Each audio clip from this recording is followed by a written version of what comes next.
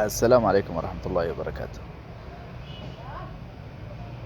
كثير منا عنده مدونة وحابب طبعا يرفع عليها صور، وبعض الصور تكون مساحتها كبيرة.